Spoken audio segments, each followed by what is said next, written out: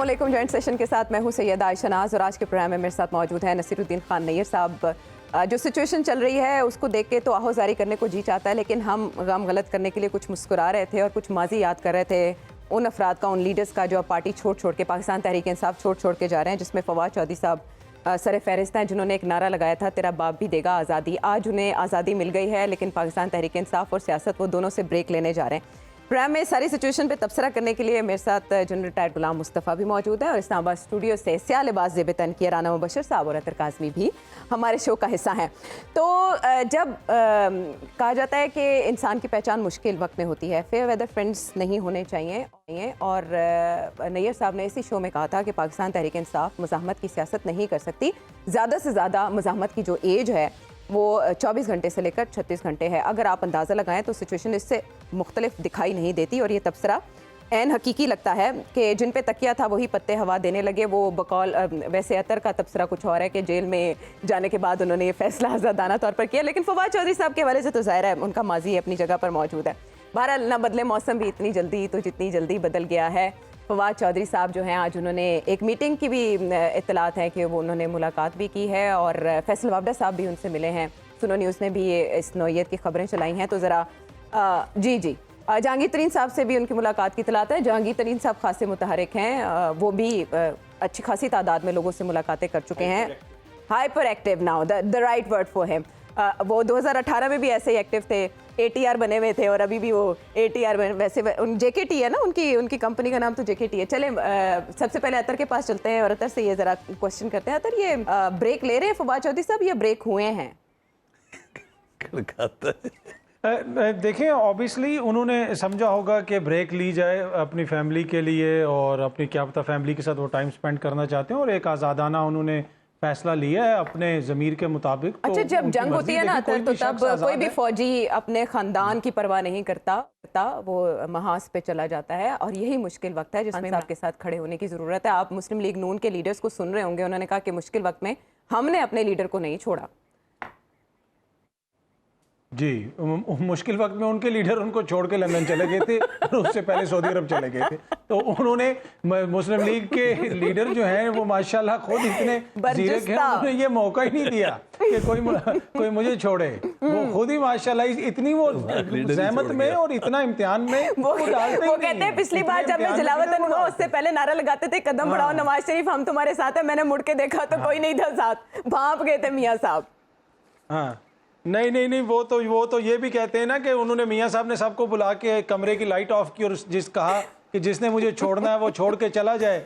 जब light on की गई तो वो बंदे सारे ही वहाँ बैठे थे, मियाँ साहब गायब थे। तो यहाँ पे सब कुछ हमने देखा। देखिए, बात ये है कि आपने कहा कि जी फौज जंग होती है तो फौजी नहीं। देखें, ये कोई कर्नल फौज की बात तो नहीं कर रहे ना, ये एक सियासी जमात है और ये एक सियासी जमात के ऊपर जब प्रेशर की हालत ये होगी कि आपकी जो हाई कोर्ट है, ये देखें, ये मजाक नहीं, ये लाइटली इसको मत लें।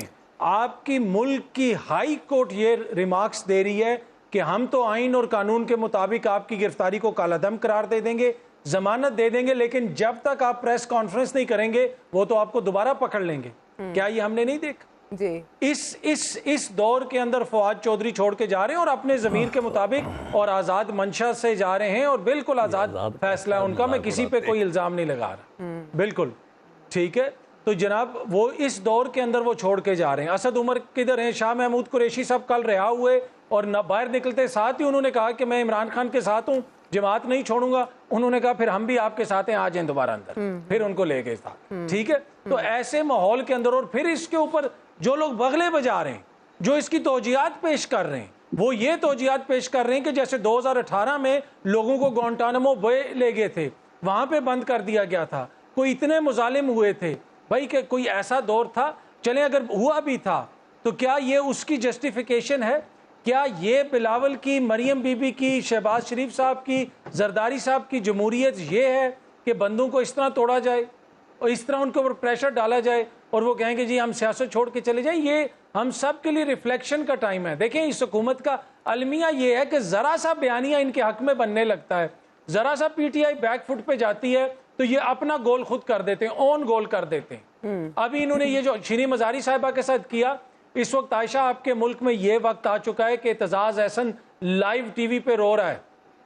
क्यों रो रहा है एतजाज़ अहसन? किसको रो रहा है? अमेरिका को रो रहा है? बरतानिया को रो रहा है? वो आपकी जमहूरियत को रो रहा है। कभी सोचा था कि शहीद बीबी के बेटे की जब हुकूमत होगी तो आज बीबीसी के अंदर आर्टिकल छपा है कि जब ख्वातीन एहतजाज करने वालों को पकड़ा जा रहा है तो पुलिस वाले उनके साथ क्या कर रहे हैं वो आर्टिकल कौन पढ़ ले? कभी सोचा था कि जो एक ऐसी जमात की हुकूमत है जिसकी अपनी जो है चीफ ऑर्गेनाइजर एक खातून है मरियम बीबी, और शहीद बीबी के बेटे की हुकूमत है, उसमें ख्वातीन के साथ ये सलूक हो रहा है। ये सब कुछ हमने देखा ना, शीरी मजारी के साथ भी क्या हुआ। तो फवाद चौधरी के छोड़ के जाना जो है ये इमरान खान के लिए धचका नहीं है, ये हम सब के लिए एक बहुत बड़ा सवालिया निशान है। हम सबको अपने ज़मीर से क्वेश्चन करना चाहिए कि वो क्यों ये हालात हैं कि जहाँ पे लोग इस तरह छोड़ के जा रहे हैं। बाकी जो पाकिस्तान तहरीक इंसाफ की सियासत है उनको खुद भी सोचने की ज़रूरत है कि आप में कहाँ गलतियाँ हैं, और जो 9 मई के जो वाक़यात हुए वो कतन काबिल कबूल नहीं है, किसी सूरत में भी उसको कोई कबूल नहीं करेगा। उसमें जो मुलविस है उनके खिलाफ कानून के मुताबिक कार्रवाई हो। बिल्कुल ठीक है। अच्छा, बड़ा अच्छा कैरेक्टर आपने याद करवाया एतजाज़ अहसन साहब के हवाले से। तो उनकी अपनी पार्टी शकूक का इजहार करती है, और वो जो जजेस बहाली में जो कॉल आई थी वो इन्हीं को आई थी, और पार्टी यही सवाल करती है कि तब आप क्या कर रहे थे और आज आप जमहूरियत के दिलदादा बने हैं। खैर, हर किसी की सियासत कुछ ना कुछ ऐसे ग्रे एरिया ज़रूर रखती है, शायद पाकिस्तान में ऐसा होना नागुज़ीर है। आपने जो भी बातें कही इस पे बड़े दिलचस्प तंज भी हो रहे हैं, तबसरे भी हो रहे हैं। बाबर अवान साहब ने बड़ी दिलचस्प बात की, वो ऐड करते हैं। इमरान खान है, उसके साथ मैं खड़ा हूँ, उसके साथ करोड़ों लोग खड़े हैं, और हम कोई छुपे हुए नहीं हैं किसी कागजी शेर की तरह। बिल्कुल मैदान में हम खड़े हैं। वो वापस जा रहे हैं जो डेपुटेशन पे भिजवाए गए थे, उनको कहा गया है कि कैबिनेट डिवीजन रिपोर्ट को हाँ, इससे ज़्यादा शॉर्ट इख्तिसार के साथ तबसरा शायद ही कोई हो। ऐसे में जब ऑलरेडी पाकिस्तान तहरीक इंसाफ ताश के पत्तों की तरह बिखरती जा रही है, हुसैन इलाही साहब के हवाले से इत्तलात हैं कि वो भी अब प्यारे होने जा रहे हैं, पीटीआई को छोड़ के काफली को वापस प्यारे होने जा रहे हैं। गुलाम सरवर खान साहब के हवाले से भी ये इत्तलात हैं। There is a number line है लगी हुई। ख्वाजा आसिफ, ऐसे में पार्टी पे पाबंदी लगाने की बात करें, Pakistan Tehreek Insaf already weak and पे है, लेकिन पाबंदी। अच्छा राना साहब, गवर्नमेंट जब ये देख रही है कि पाकिस्तान तहरीक इंसाफ का क्या हशर हो रहा है, तो ऐसे में ये ऐसी बातें करना ये महज दबका है या वाकई ऐसी कोई एफर्ट हो सकती है और सोचा जा रहा है इस बारे में? देखिए, एनीथिंग कैन हैपन, इसमें कोई रॉकेट साइंस नहीं है। जैसे देखे ना, यहाँ पे बयानात आने शुरू हो गए, पीटीआई जो लोग छोड़ के जा रहे हैं वापस, और बकौल बाबर साहब के कि ये लोग डेपुटेशन पे आए थे और वापस एस्टेब्लिशमेंट डिवीजन रिपोर्ट करने जा रहे हैं। अगर ये डेपुटेशन पे आए हुए थे तो उस वक्त देखना था ना, इनमें से कई लोग ऐसे भी थे जो खान साहब को मशवरे दिया करते थे कि पिंडी के साथ जनाब सींग फंसा के बैठ जाएं। तो जब वो डेपुटेशन पे थे और आपको पता था कि डिप्यूट किए हुए यहाँ पे, तो उस वक्त खान साहब को चाहिए था वो देखते, खान साहब को चाहिए था वो उनको समझदारी का सबूत देते। और ठीक है, अगर उन्हें समझ आ रही थी तो पिंडी के साथ सींग मत फंसाते। तो पिंडी के साथ सींग फंसाने या अमेरिका के साथ फॉर दैट मैटर सींग फंसाने का फायदा क्या हुआ? फिर आपने वही चीजें वापस दोबारा रिपीट करनी शुरू कर दी। पता नहीं बार बार क्यों कहा जाता है कि इमरान खान साहब ने किसी की बात पे ध्यान दे के ऐसा किया। जो इमरान खान साहब के माजी के बयानात है ना, आप वो झलक रहे हैं, प्रैक्टिकली झलक रहे हैं। ऐसा नहीं है कि इमरान खान साहब कानों के इतने कच्चे हैं कि वो किसी के कहने पे इतने बड़े इकदाम कर लेंगे या ऐसे बयानात दे देंगे। इमरान खान साहब का कुछ अपना भी विजन था जो कि थोड़े अरसे के लिए हमने देखा कि बैकफुट पे गए, लेकिन अब वो एक बार फिर से वही हमें नजर आ रहा है। ऐसा नहीं है कि वो इर्द गिर्द वाले लोगों की बातों पे ध्यान दें और उनका अपना कोई दिमाग ना हो। नहीं, आप मैं ये नहीं कह रहा कि उनका अपना दिमाग नहीं है। ये आपकी इमरान साहब आप कह रहे हैं ना लोगों ने डिबोया है ना, आप इमरान खान साहब को बीच में से वो हाँ बिल्कुल डिबोया है, बिल्कुल डिबोया है, इसमें कोई शक नहीं है, बिल्कुल डिबोया है जी। क्यों नहीं डिबोया? बिल्कुल डिबोया है। आप उनको एक बंद गली में लेके आए हैं इमरान खान को, ठीक है, आप उनको इस नहज तक लेके आए इमरान खान को। अब वो डेपुटेशन पे थे या जहाँ भी थे, एस्टेब्लिशमेंट वापस जा रहे थे, बिल्कुल उनकी बातें सुनी है आप लोगों ने।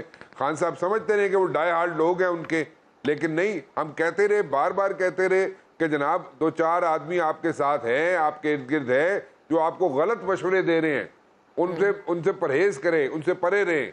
लेकिन खान साहब जो है, ठीक है, बड़े अच्छे आदमी हैं, वोटर भी हैं, सपोर्टर भी हैं, उनकी बड़ी यहाँ पे गुड्डी चढ़ी हुई है, इसमें कोई शक नहीं है। बट देन अगेन देखें, ये लोग जो थे, इन्होंने कोई एस्टेब्लिशमेंट के अगेंस्ट जाता है? कौन जाता है एस्टेब्लिशमेंट के अगेंस्ट? सभी गए हैं बारी बारी। सेंटेंसेस लोगों ने कहे यहाँ पे ऐसे से। ਤੇ ਬਾਰੀ-ਬਾਰੀ ਗਏ तो एक एक सेंटेंस कह के उस तो बाद बैकआउट कर गए ने, उस तो बाद 2-2 4-4 साल वास्ते बैकआउट हो गया है, उस तो 2-2 4-4 साल लंबे नहीं हो, फिर वो बाहर ही बैठे रहे ने, या फिर वो उसके बाद कोई ना बाहर चला गया कोई, खान साहब छोड़ इंज दे। करेंगे। लेकिन द पॉइंट इज अगर एक्सपीरियंस क्या करेंगे खान साहब ही इंज खान साहब करेंगे। की, मैंने आपको कल भी बताया था, खान साहब की टांग की जो वेन है उसमें सर्कुलेशन नहीं हो रही है, उसको ऑपरेट कराना जरूरी है, चाहे वो जहां से भी कराएं, यहाँ पे ऑपरेशन उनका नहीं हो रहा, ठीक है ना। ये इमरान बात खान तो साहब वो करवा जब रहे हैं, ना उन्हें इमरान रेंजर्स खान उठा साहब के बाहर लेके गए जाना तब पता चाहते चली। हैं। नहीं, ये तब नहीं पता चली, वो इमरान खान साहब को पहले दिन से पता थी, बल्कि पहले हफ्ते से पता थी जब वो इंजर्ड हुए थे। अच्छा। उसको उनको पता था, लेकिन उन्होंने ऑपरेशन नहीं कराया, ठीक है। तो ऑपरेशन नहीं कराया तो उनको कराना तो पड़ेगा अल्टीमेटली, जब कराना पड़ेगा तो जहां से मर्जी से कराए, चाहे अबू धाबी से शौकत कराएं, खानम से नहीं चाहे होगा, जनाब तो दुबई आप से कह रहे हैं कि कराएं, हाँ चाहे जी, कहीं इंग्लैंड और से जाना कराएं। पड़ेगा। ठीक है। शौकत खानम में नहीं हो सकता, नहीं हो ऐसा सकता। शौकत खानम में नहीं हो सकता, हो जी। सकता होता तो पहले हफ्ते में करवा लेते, गुलाब नहीं हो सकता। गुलाब देवी या पोली क्लिनिक वहाँ से वो आप पे तुसी मशवरा देना, सीएमएच से नहीं करा ले, anyways, वो उधर से नहीं हो का सकता। मशवरा दें। हाँ हाँ, सीएमएच से करा ले, सीएमएच तो सबसे अच्छी, वहाँ पे अच्छे तरीके से हो जाएगा, वहाँ पे तो बड़े अच्छे अच्छे डॉक्टर्स हैं वहाँ पे सीएमएच में, इसमें कोई शक नहीं है, बट नहीं कराना चाह रहे। तो वो एनीवेज, यहाँ पे मैंने आपको कहा था बंदे छोड़ेंगे और भी छोड़ेंगे, अभी और छोड़ने वाले बड़ा हैं। नाम बताएं आप राना JKT साहब, की बड़ा बात नाम कर रहे हैं, बताएं, शाह महमूद कुरैशी साहब, क्या बड़ा प्रेशर नाम- ले सकेंगे? शाह महमूद कुरैशी साहब, शाह महमूद कुरैशी साहब, मतलब शाह महमूद कुरैशी साहब ने तो पार्टी हैंडल करनी है। जब इमरान खान साहब को ना हेल्प किया जाएगा तो शाह महमूद कुरैशी साहब ने तो पार्टी चलानी है, शाह महमूद अच्छा। कुरैशी साहब ने पीटीआई चलानी है। He's right. तो असद उमर क्या कर आप रहे हैं समझने फिर? की कोशिश करें। Qureshi is future head तो of. असद उमर साहब होंगे, ये सारे लोग होंगे, ये बैठ के पार्टी चलाएंगे, कहेंगे जनाब खान साहब चलेंगे, हम उनका मिशन लेके आगे चलेंगे, हम जनाब यहाँ पे मौजूद हैं, उन्होंने पार्टी चलानी है, वो कैसे छोड़ के जाएंगे? अच्छा। वहां पे तो दूसरी पार्टी बनने जा रही है, जो लोग पीटीआई छोड़ के जा रहे हैं वो जनाब पार्टी बनाएंगे। क्या हुआ तो बताए, देखे ना, ये तो सारी चीजें आप समझने की कोशिश करें ना, इस वक्त हो क्या रहा है, इस things are happening so fast कि उसमें समझ नहीं आ रही लोगों को। जो लोग चले जाएंगे और जो लोग अच्छे बच्चे बन के रहेंगे वो पीटीआई में रहेंगे और पीटीआई को चलाएंगे, और खान साहब को हो सकता है थोड़े साइड लाइन करना पड़े। मैं जैसे कल भी कहा था, आइसोलेट कर दिया जाएगा खान साहब को, आइसोलेशन की तरफ जा रहे हैं खान साहब।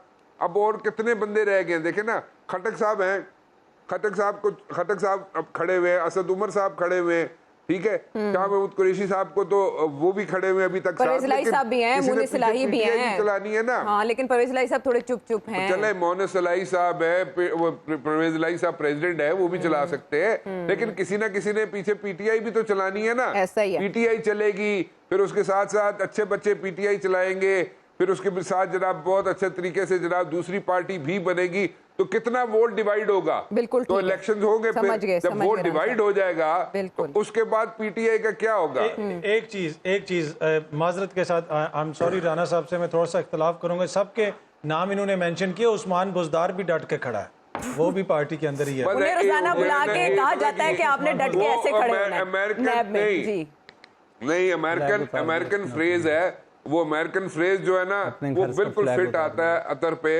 ये गॉड सेव मी सुनने, राना साहब। My friends, I can take care of my enemies. तो ये वो आदमी है जो उसको राना बुजदार को साहब अंदर बताएं, कराओगे जरा खाएगा। पते की बात ये- सुने नैयर साहब से, वो कह रहे हैं उस्मान बुजदार साहब ने अपने घर से पार्टी का फ्लैग उतार दिया है, आप अंदाजा करें।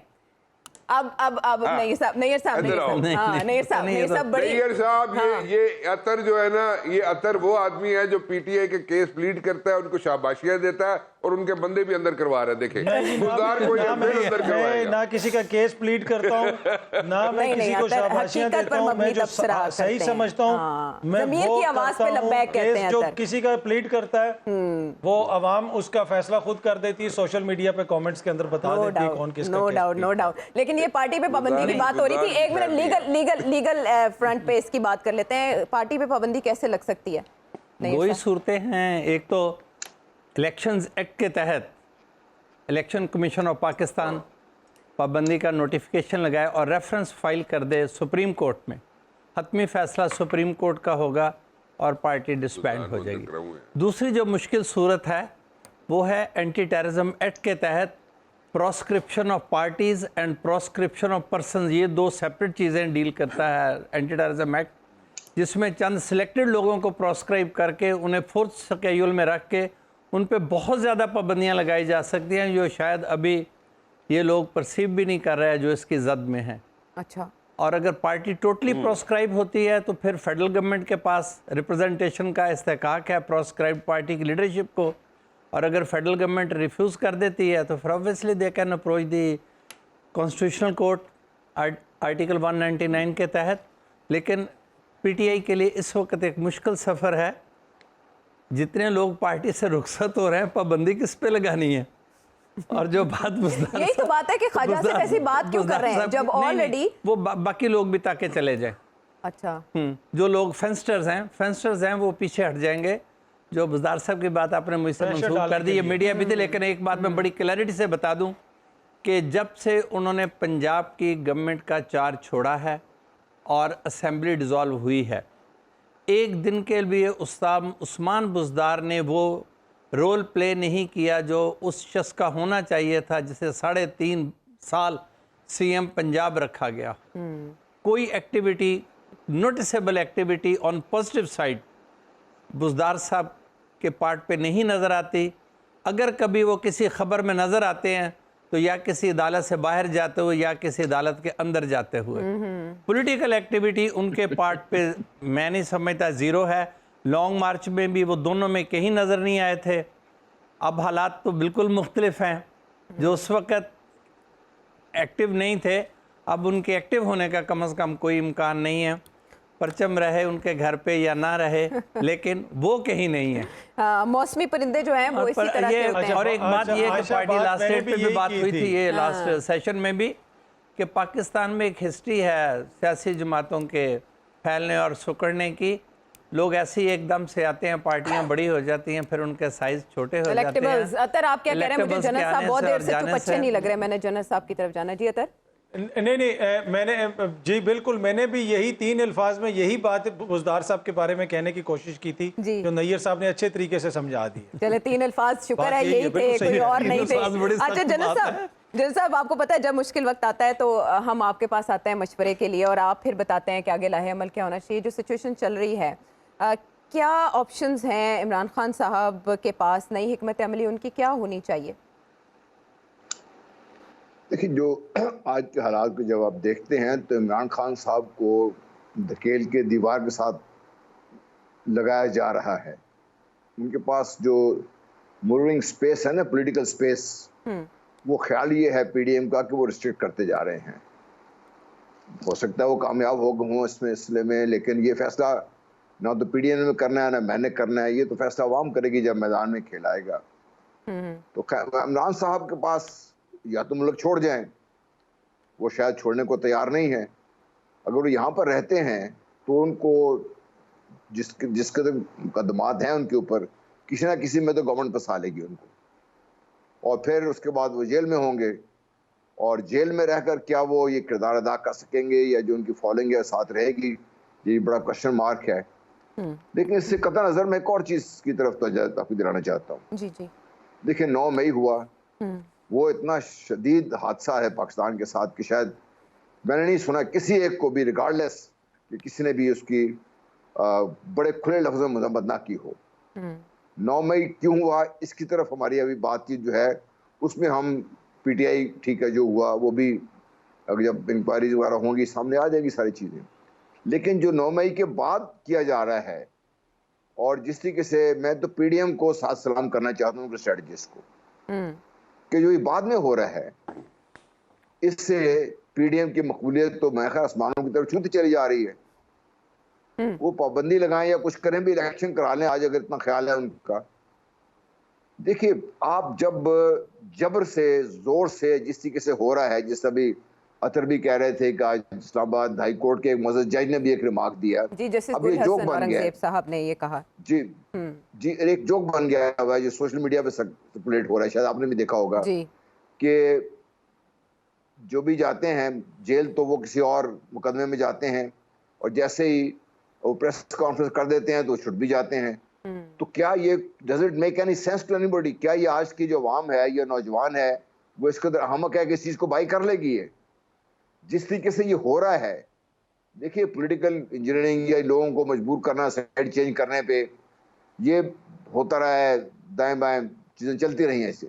लेकिन आज के हालात में जिस तरीके से ये हो रहा है, जिस तेजी से ये हो रहा है, this itself has become a joke. तो मैं जो आपसे अर्ज ये करना चाहता हूँ जी जी कि इमरान खान साहब को आपने जो दीवार के साथ लगाने की कोशिश है, ये स्पेस आप खुद उनको दे रहे हैं। कल जब भी इलेक्शन होगा, आप जो मर्जी कर लेंगे, जो भी इलेक्शन होगा जब भी, अब बात हो रही है ना पीटीआई की मुख्तलिफ पार्टियां खड़ी करें, जहांगीर तरीन साहब भी सामने आ जाएं, सरवर साहब भी अपने एफर्ट में लगे हुए हैं, नून लीग अपने एफर्ट में लगी हुई है, जो लोग छोड़ के जा रहे हैं उनको अकोमोडेट करने के लिए कोई ना कोई जगह बनाई जा रही है ना। उनको नून लीग तो एक्सेप्ट नहीं करेगी, उनको पीस पार्टी शायद एक्सेप्ट कर ले, पीस पार्टी की जगह ये बनेगी। मैंने आपको बहुत पहले कहा था, जिस दिन इलेक्शन का ढोल बजा, जी आप तमाशा उस दिन देखिएगा। उस दिन जिस पंजाब में, सिंध में तो नून लीग कुछ नहीं कर सकती पीस पार्टी का। पीस पार्टी की जो कोशिश है, अगर वो सिंध पंजाब में अकोमोडेट नहीं होती जितनी वो चाहती है, तो Noon league will have a very serious problem. एक गले में पड़ेगा उन सबके। ठीक है। फिर पीस पार्टी केपी भी इतनी आसानी से फजल रहमान साहब को नहीं देगी। फजल रहमान साहब का ख्याल है केपी इनके पास चला जाएगा। ठीक है। तो ये जो आपस में जब जूतियों में दाल बटेगी ना, वो ज्यादा तमाशा होगा। और वो मेरा ख्याल है कि इमरान खान साहब के लिए एक मौका होगा अगर वो इसको इस्तेमाल करना चाहे। लेकिन उनकी, चूंकि मैं शायद पहले जिक्र किया, लेकिन जो भी ये ज़ीरक सियासतदान है ना, वो इमरान खान साहब की साइकी को समझने लग गए हैं। वो उनको ऐसे उसमें रिएक्शन में डालते हैं, इमरान साहब फौरन एकदम भड़क उठते हैं, उसके बाद मामला बिगड़ना शुरू हो जाता है। तो इमरान खान साहब को समझना चाहिए कि अपोजिशन हमेशा अपने जो मुखालिफ है उसको अच्छी तरह स्टडी करके उसके जो भी इस तरीके से उसको मैनिपुलेट करना चाहे, जो अच्छे लोग, जो लीडर्स हैं या जो अच्छी चीज समझते हैं सारी चीज को, वो उसको मैनिपुलेट कराते हैं, ऐसे अपनी मर्जी के मुताबिक हालात ऐसे पैदा कर देते हैं। ठीक है, वेट एंड सी की पॉलिसी आप सजेस्ट करें साहब के लिए। नहीं साहब, if you want to add on, फिर हम ब्रेक पे जाएं, क्योंकि ये कनेक्टेड है जो बात आप करने जा रहे हैं अबाउट पार्टी। नहीं, पार्टी विल सर्वाइव और थर्ड पार्टी का भी कोई चांस नहीं है। ये कोई भी ग्रुप फॉर्मेशन होगी, वो एक पॉलिटिकल पार्टी की शक्ल नहीं इख्तियार कर सकेगी। सूनर और लेटर इलेक्शंस अक्टूबर में हो जाएंगे। और मैं थोड़ी सी मिसाल दे दूं, 99 में जब PMLN को ऐसे ही हालात का सामना था और ख़ुद मियाँ साहब मुल्क से चले गए थे बाद में, तो PMLN को कमज़ोर किया जा रहा था। इन्हीं यही अंदाज थे, यही हथकंडे केसेस और यही टेम्पटेशंस। तो इट टुक 3 years और फिर PMLQ को इस्टेब्लिश करने में बहुत एक strong local government system introduce करवाया गया। उसे 1 साल इस्टेब्लिश किया गया 2001 से 2002 तक। फिर 2002 में PMLQ को मैदान में उतारा गया और वो भी एक मजबूत इत्तेहाद बनाया गया बलूचिस्तान और सरहद में, वो अपना शेयर ले गए। पंजाब में PMLQ PMLN को तो वाइप आउट करने में कामयाब हो गई, लेकिन ख़ुद कौमी असम्बली में अक्सरियत ना हासिल कर सकी और एक वीक गवर्नमेंट बनाई। मुशर्रफ साहब की वजह से उसकी स्ट्रेंथ रही, लेकिन PMLN ने फौरी बाद बाउंस बैक किया और 2008 में पंजाब भी वापस छीन लिया। राइट। तो ये कहना कि कुछ लोगों के चले जाने से ऐसे पीपल्स पार्टी को भी इन हालात का सामने आपके पास वक्त नहीं है। 77 में जो मेंबरान नेशनल असम्बली थे, जो भुट्टो साहब ने बरेडों से मुंतखब किए थे, वो जब मजलिस शूरा बनी तो उसमें अक्सरियत वापस चली गई थी, बहुत कम लोग पुराने रह गए थे। लेकिन 88 में पार्टी ने फिर बाउंस बैक किया।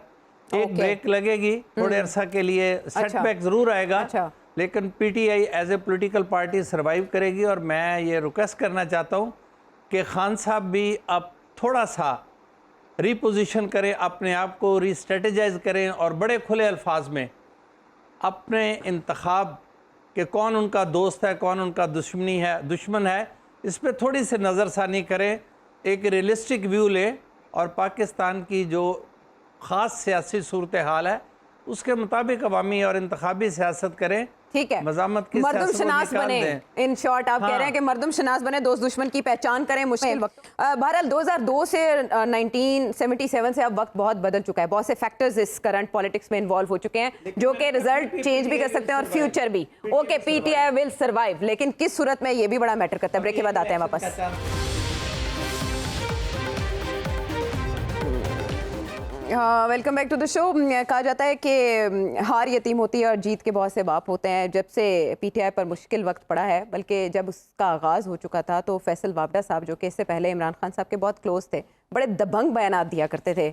हमें याद है उनका माजी। अब वो जिस तरह बोल रहे हैं और जिस तरह की बातें कर रहे हैं वो बहुत सिग्निफिकेंट हैं। अतर, आपने कल बड़ा दिलचस्प तबसरा किया था फयाजुल हसन चौहान साहब की प्रेस कॉन्फ्रेंस पे। ये जो फैसल वावडा साहब फरमा रहे हैं ये कितना दिलचस्प है। यूट्यूब रूटस यानी इमरान खान साहब के साथ आरिफ अलवी साहब ऐसा कर सकते हैं? वो आरिफ अलवी जिनसे वजीर आजम पाकिस्तान भी ना ला रहे हैं, ख़त लिख के बताते रहे हैं कि आप तो पार्टी के एक वर्कर लगते हैं बजाय प्रेसिडेंट के, ये कैसा बयान है? जी जी, देखिए ये वो फैसल वाडा साहब हैं जिनको 3 बरस जो है क्या कुछ नहीं कहते रहे पीडीएम वाले, और लेकिन अचानक एक दिन हमने देखा कि ये पीटीवी के ऊपर लाइव आ गए। ठीक है, अब हालिया अरसे में आप देख लें कि इनका किरदार आपके सामने है और प्रेसिडेंट आरिफ अलवी का किरदार भी आपके सामने है। अगर प्रेसिडेंट आरिफ अलवी जमात को तोड़वा रहे हैं तो सुबह से शाम तक जो पीडीएम की मोअज़्ज़िज़ क़यादत और जो हुकूमती हुक्मरान ये कहते रहते हैं कि जनाब ये वर्कर बना हुआ है पीटीआई का, इसको सदर बनना चाहिए, इसने ये बिल पास नहीं किया, ये वापस भेज दिया, तो ये 2 and 2 ऐड नहीं करता। तो या फिर फैसल वाडा साहब को जो पता है वो हुकूमत के लोगों को नहीं पता। तो मुझे तो ये माना नहीं जा सकता जो वो कह रहे हैं। बाकी अगर उनके पास कोई इंफॉर्मेशन है तो यकीनन वो एक पार्टी के अहम ओहदे के ऊपर रहे हैं, वफाकी वजीर रह चुके हैं। अगर उनके पास कोई ऐसी इंफॉर्मेशन है तो वो ज़रूर सामने लेके आए, इसलिए कि वो बहुत सारी इंफॉर्मेशन के हवाले से कहते रहे हैं कि मैं वक्त आने पे शेयर करूंगा। वो अरशद शरीफ साहब के हवाले से कहते रहे, दीगर लोगों के हवाले से कहते रहे। तो मेरे ख्याल में अब अगर उनके पास ऐसी कोई इंफॉर्मेशन है तो वो ज़रूर पेश करें किसी के सामने, जिधर भी अदालती फोरम पे या जहाँ पे भी वो रखना चाहते हैं। बाकी बात ये है कि इस वक्त जो है खान साहब के जो लोग छोड़ के जा रहे हैं खान साहब को, मेरा नहीं ख्याल कि उनको आरिफ अलवी साहब का जो है वो साथ चाहिए होगा। वो तो अगर आरिफ अलवी साहब अगर सबको तोड़वा रहे होते तो सबसे पहला काम ये करते कि वो खुद इस्तीफा देते और घर चले जाते। उससे तो खान साहब की टोटल जो है वो बिल्कुल ही उनकी पार्टी की पोजीशन और खान साहब की जो पोजीशन है वो मजीद कमजोर होती है। ऐसे बयान का मकसद क्या हो सकता है? आप कोई टारगेट अचीव करते हैं ना ऐसी स्टेटमेंट देके जिस पे यकीन ना आए इब्तदाई तौर? जी आप जी देखिए, आप टू बी ऑनेस्ट हो सकता है कि ये कंप्लीटली ऑनेस्ट उनका बयान हो और फैसल वाडा साहब के पास ये इंफॉर्मेशन हो सकता है। ये दूसरी तरफ ये भी हो सकता है कि वो सदर मुमलिकत से तंग हैं कुछ लोग, ये हुकूमत वाले, और उनकी क्रेडिबिलिटी को ख़त्म करने के लिए इस किस्म की चीज़ें वाडा साहब को फीड की गई हैं हुकूमती शख्सियात की तरफ से, ये भी हो सकता है। ठीक तो है, अब ये दोनों चीज़ें हैं। राना साहब किसकी पिच पे खेल रहे हैं फैसल वावडा साहब? आप तो आरिफ अलवी साहब से भी मिल के आए हैं, फैसल वावडा साहब को भी जानते हैं, किसकी पिच पे खेल रहे हैं? देखें, इस वक्त बड़ी ट्रिकी सी सिचुएशन है, किसकी पिच है किसकी पिच नहीं है, वो एक बड़ा मुश्किल सवाल है, और सारे मुश्किल सवाल तुसी मेरे वाले पास ही टोड़ देंगे हो। लेकिन द पॉइंट इज, देखें इस वक्त एक इशू बना हुआ है, इस वक्त एक वेव चल रही है कि यहाँ पे लोगों ने छोड़ना है, छोड़ के जाना है। सिंपल सी बात है, उन्होंने पीटीआई जो है उसको तोड़ना है, इमरान खान साहब को आइसोलेट करना है, इमरान खान साहब के जनाब वहाँ पे एक सिचुएशन बननी है उनके लिए। तो ये बनना है, होना है। बात मसला देखें ये है कि पीटीआई के साथ जो कुछ हो रहा है, जो ये होना है, मैं बार बार कह रहा हूँ, मजीद बंदे टूटेंगे, मजीद बंदे जाएंगे। एक टफ टाइम है पीटीआई के लिए, और जो जा रहे हैं उनमें से कई लोग ऐसे हैं जो कि पहले भी ये कह चुके हैं जनाब, आर्जी तौर पे तो नहीं जाएंगे कि जैसे ही कुछ हवाएं बदली, कुछ चेंजेस अनएक्सपेक्टेड आए तो फिर से ऐसे ही होता है। वो बेनजीर नहीं, चौधरी निसार तो नहीं आए वापस।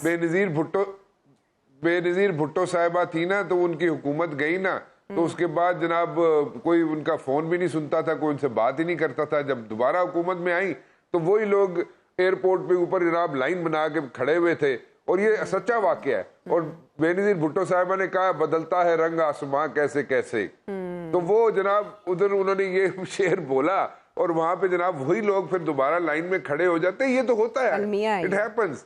आपने अभी बड़ा अच्छा एग्जांपल दिया, आपने मियां नवाज शरीफ साहब का बहुत अच्छा एग्जांपल दिया जब उन्होंने तकरीर की थी कि कदम बढ़ाओ नवाज शरीफ, हम तुम्हारे साथ है। कहने में पीछे मुड़ के तक बंदा ही कोई नहीं। तो यही आर्मी एक्ट नहीं लग गया नहीं, आर्मी एक्ट और नो आर्मी एक्ट, देखें बात सिंपल सी है। इस वक्त जी जनरल साहब की सुने सब खामोशी से। जी जनरल साहब। वो उन्होंने मुड़ के उस वक्त देखा जब वो सऊदी अरब में बैठे हुए थे। बिल्कुल बंदा किधर नजर आता है। लेकिन द पॉइंट इज, देखें इस वक्त एक टफ टाइम है पीटीआई पे। पीटीआई को एक एग्जांपल बनाना है, पीटीआई से बंदों ने टूटना है, पीटीआई से बंदों ने कुछ ने जाके दूसरी पार्टी ज्वाइन करनी है, कुछ ने जनाब घर बैठ जाना है, ठीक है। और ये इस तरह सिलसिला चलेगा। जब बिल्कुल एक लेवल प्लेइंग फील्ड यहाँ पे मौजूद होगी, मियाँ नवाज शरीफ साहब की आमद होगी, इलेक्शंस होंगे और फिर जनाब यहाँ पे एक मजीद हुकूमत चलेगी, लेकिन बड़ा मिनिमम किस्म की प्रेजेंटेशन होगी नेशनल असेंबली में पीटीआई की। लेकिन मैं बार बार इस चीज़ का एग्जाम्पल देता हूँ कि बेनज़ीर भुट्टो साहबा भी 17 सीटें लेके असेंबली के अंदर बैठ गई थी। ठीक है, तो इसलिए असेंबली का जो ग्राउंड है वो खुला ना छोड़े। पहले दिन से इमरान खान साहब को भी बोला था कि ना छोड़े, अपना उनको किला नहीं ना समझ आई। छोड़े कहा था और अपने हुकूमतें किले मत को तोड़े। रीलोकेट करके अब कहा था पार्लियामेंट ले अपनी जाएं। हुकूमतें मत तोड़े, अपनी हुकूमतें तोड़ दी।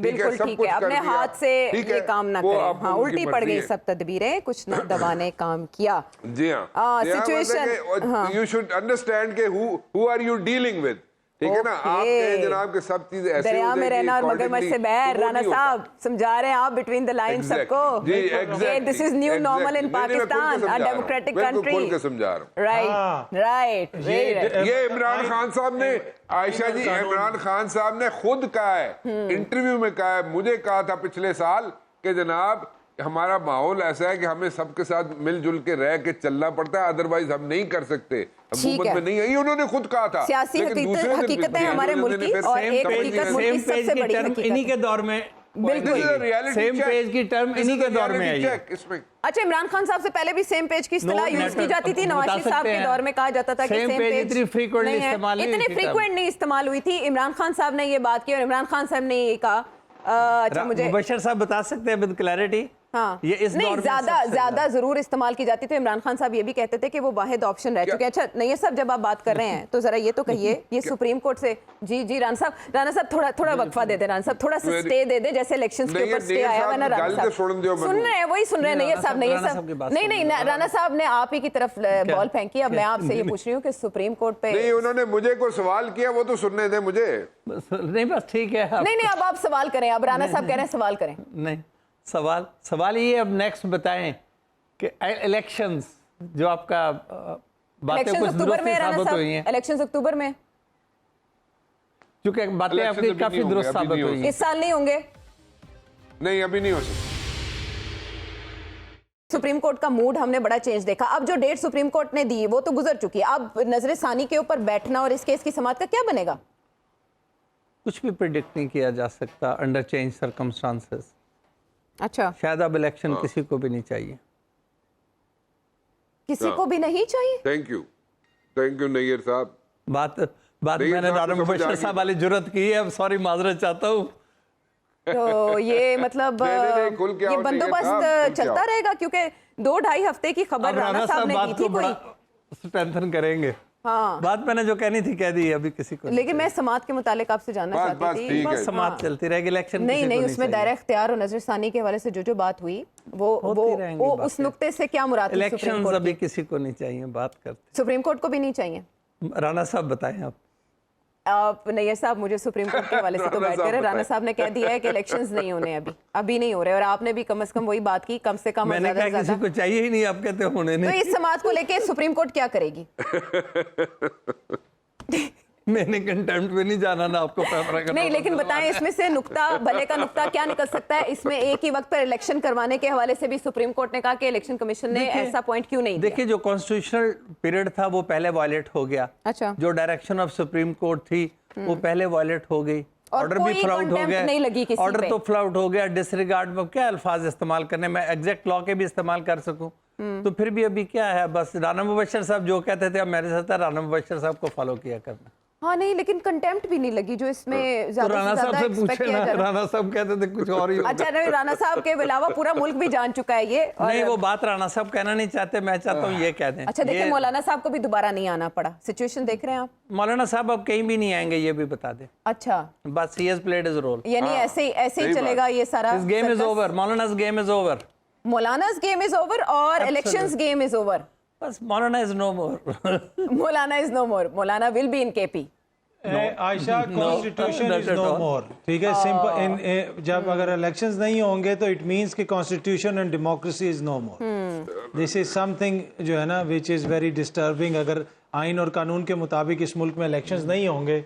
So I don't think this should be taken very as serious lightly or deferment. as a joke, to be honest. A very serious deferment. मैं अतर सब भाई की बात से इस पर इत्तेफाक करता हूँ. तो पहले इस वक्त भी तो आप देख लें कि ये जो केयर टेकर गवर्नमेंट्स हैं ये भी रन कर रही हैं और कंटिन्यू कर रही हैं. कहाँ से लेजिटिमेसी गवर्नमेंट्स लेंगे? के वाले से भी जो क्वेश्चन उठ रहे हैं, उठ रहे हैं तो कोई रोक तो नहीं रहा कोई ना. रोक नहीं पा रहा. अच्छा, ऐसे अभी में उनका जो स्टाइल ऑफ गवर्नेंस देखें, इस वक्त जो केयर टेकर गवर्नमेंट है पंजाब की, उनका जरा आप स्टाइल ऑफ गवर्नेंस देखें, वो किसी भी पॉपुलर इलेक्टेड गवर्नमेंट से ज्यादा इख्तियारात इस्तेमाल कर रहे हैं. Development schemes, budget, allocation of funds, सारी डेली आप पढ़ते नहीं हैं, वो डे टू डे अरेंजमेंट तो नहीं हो रहा. ठीक है. अच्छा, ऐसे में ना पोस्टिंग, ट्रांसफर्स, प्रमोशंस, जनरल साहब, बात ये है कि इस वक्त जो भी चीज़ें की जा रही है ना, इन द लॉन्ग रन आप उनको जस्टिफाई नहीं कर सकेंगे. शायद ये हमारी पॉलिटिकल पार्टीज इसको समझ नहीं पा रही. नवाज शरीफ साहब ने जो ट्वीट किया है ताज़ा, उन्होंने इसमें अदलिया को ही चार्जशीट किया और कहा है कि नजरिया ज़रूरत उन्होंने ईजाद किया, डिक्टेटर्स को खुशामदेद कहा, आमरीत को कानूनी जवाज़ फराहम किया, लाडले को सादिक अमीन का सर्टिफिकेट दिया, जबकि मुंतखब वज़ीर आज़म को फांसी दी और झूठे मुकदमों में जेलों में डाला, बेटे से तनख्वाह न लेने पर ताहयात नहल किया. ये पूरा एक सीक्वेंस है जिसमें उन्होंने चार्जशीट कर दिया अदलिया को. तो लेकिन जो इस वक्त सिचुएशन चल रही है जिसमें अदालतें जमानत देती हैं और वो दोबारा अरेस्ट कर लिए जाते हैं, ये तो कोलैप्स की निशानी है. फिर इसके बाद क्या बनेगा निज़ाम इंसाफ का हमारे मुल्क में? देखिए, मैं बड़े दुख के साथ ये बात कर रहा हूँ कि हमने हमेशा ताना दिया है मिलिट्री डिक्टेटर्स को कि उन्होंने आइन की खिलाफ वर्जी की है और हुकूमतें तोड़ी हैं, बनाई हैं. ये नवाज शरीफ साहब ये बात कर रहे हैं. मेरे ख्याल उनको ये कहने से पहले एक शीशे में ये देखना चाहिए था कि ये जो आज पाकिस्तान में हो रहा है ये कौन कर रहा है. ये तो कोई जनरल मुशर्रफ नहीं है यहाँ पे, या जनरल बाजवा या जनरल आसिम नहीं कर रही. ये बाकायदा उनकी हुकूमत, उनकी जो पार्टी है जो उनकी इजाज़त के बगैर सांस लेना भी गुनाह समझती है, वो कर रही है सारा कुछ. है जो कुछ हुआ, जो कुछ हो रहा है, अब जब आज से 5 साल बाद हम बात करेंगे तो क्या हम ये बात कहेंगे कि जमहूरी दौर था, जमहूरी सदा ठीक है, वोट ऑफ नो कॉन्फिडेंस जो भी था, एक जमहूरियत में एक है, उन्होंने किया, इस्तेमाल किया. जो हो रहा है ये हम इसको क्या नाम देंगे, इसको ये बताइए मुझे. क्या हम पीडीएम ने जैसे इलेक्शन से भाग गई ताकि मुल्क बचा रहे हमारा? आपने जो पाकिस्तान का बेसिक फैब्रिक है ना हमारा, हम इसकी तो ध्यान दे ही नहीं रहे ना. इस सारे हंगामे में पाकिस्तान का बेसिक फैब्रिक हमने बखेर दिया उठा.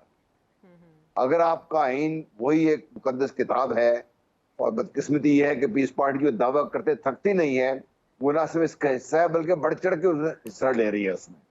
नून लीग जो अभी साहब ने कहा, नवाज शरीफ साहब की ट्वीट थी, अच्छा, और नवाज शरीफ साहब की ट्वीट थी, उनको तो भी ये सोचना चाहिए कि जो कुछ हो रहा है आज, जो कर रही है उनकी हुकूमत, जो कर रही है, जिस तरीके से बच्चों और ख्वातीन पर तशद्दुद हो रहा है, जो ये पार्टियां तब्दील कराने के लिए जो भी हरबे इस्तेमाल किए जा रहे हैं, रोज के हिसाब से नहीं, ये भी घंटों के हिसाब से, मिनटों के हिसाब से ही हो गया है. With in 2-3-4 days it's all happened. क्या ये खुद मजाक बन के नहीं रह गया हमारे लिए? आज की जो नस्ल है, नौजवान नस्ल है, हम उनको इतना इग्नोरेंट समझते हैं कि सब कुछ वो जो ये 80-90 की दास्तानें सुनाई जा रही हैं पहचान जाएंगे, उनको नहीं जानेंगे इसमें. आयशा, अगर हम कहते हैं कि पाकिस्तान में 65% आबादी यूथ है, यूथ बल्ज है, उसमें से 60 से 62% लोग वो हैं जो बेचारे पता नहीं कितना पैसा खर्च करके कुछ तालीम हासिल करके नौकरी की तलाश में हैं. उनको जॉब्स नहीं मिल रही, भूखे मर रहे हैं उनके खानदान वाले भी. उनको अब ये सबक पढ़ा सकते हैं उनको? ये वो पढ़े लिखे भी हैं, चीजें समझते भी हैं चीजों को. आज के दौर में जब इस कुछ आप कर रहे हैं तो ये मंजर अब चलने वाला नहीं है कि जी इमरान खान ने तो फलाने ये कर दिया. सबसे बड़े मुजरिम अगर पाकिस्तान के आइन के हैं तो मैं समझता हूँ कि आज की सियासी पार्टियां ये है. आइन और कानून के खिलाफ जो कुछ ये हुआ किया जा रहा है, आप ये बताइए कि ये आप अगली नस्ल को कैसे जस्टिफाई करेंगे इस चीज को? ठीक है. So these are the desperate measures. आज की नस्ल सब कुछ देख रही है. बिल्कुल सही है. शऊर का लेवल अब पहले से बहुत बुलंद है. अब चीजें खुफिया नहीं रखी जा सकती, उनको ट्विस्ट नहीं किया जा सकता.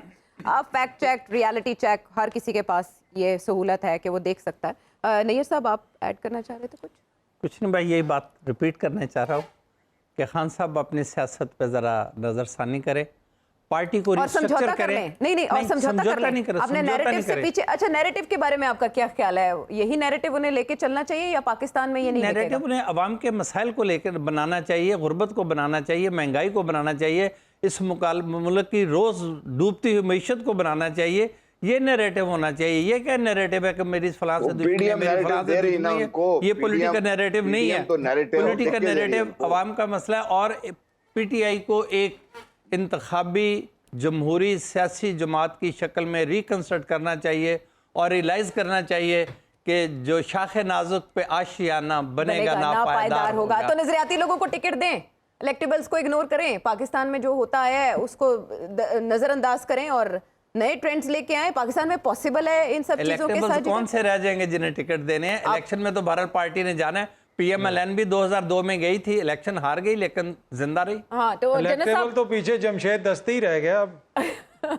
अच्छा जनरल साहब, आप क्या कह रहे हैं? पीडीएम क्या नैरेटिव दे रही है? मैं ये अर्ज कर रहा था कि पीडीएम बड़ी मेहनत कर रही है खान साहब को नैरेटिव देने के लिए।